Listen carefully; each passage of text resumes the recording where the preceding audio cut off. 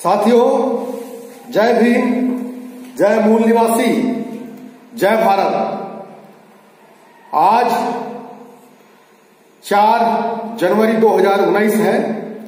मैं आप सभी के सामने इस देश की सबसे बड़ी समस्या के ऊपर आपका ध्यान आकर्षण करने के लिए और उस समस्या से अवगत कराने के लिए आपके बीच उपस्थित हुआ हूं। साथियों, याद कीजिए 2014 का मोदी सरकार का चुनावी भाषण, उसमें यह कहा गया था कि भारत युवाओं का देश है और यही युवा बढ़ चढ़ करके मोदी सरकार को वोट दिए थे और तब जाकर के भाजपा की सरकार केंद्र में आई थी। साथियों, 4.5 साल बीत गए, इस सरकार का कार्यकाल समाप्त होने वाला है, लेकिन इस सरकार ने उन युवाओं के सपनों को कुचल डाला है। इस देश की सबसे बड़ी समस्या बेरोजगारी की समस्या के ऊपर कभी भी इस सरकार ने कोई कदम नहीं उठाया और ना ही किसी सांसद ने संसद में इस विषय पर चर्चा किया। इससे साफ जाहिर होता है कि ये हरामखोर हैं।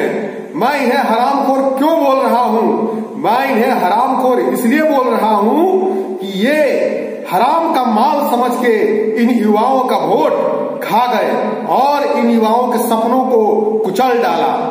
साथियों, बाबा साहब अम्बेडकर ने एम्प्लॉयमेंट एक्सचेंज की स्थापना की थी हर एक जिले में और उस एम्प्लॉयमेंट एक्सचेंज के जरिए यह व्यवस्था की थी कि हर एक जिले में कितने बेरोजगार हैं, उन बेरोजगारों का रजिस्ट्रेशन उस एम्प्लॉयमेंट एक्सचेंज में हो।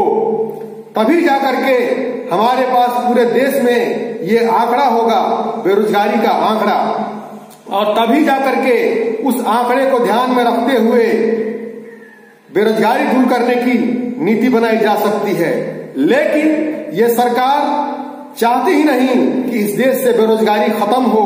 ये तो सांसद पिछले 4.5 साल मतवाला होकर के देश विदेश सिर्फ घूमे हैं और इस देश की सबसे महत्वपूर्ण समस्या और सबसे महत्वपूर्ण मुद्दा बेरोजगारी का मुद्दा पे उन्होंने कोई काम ही नहीं किया है।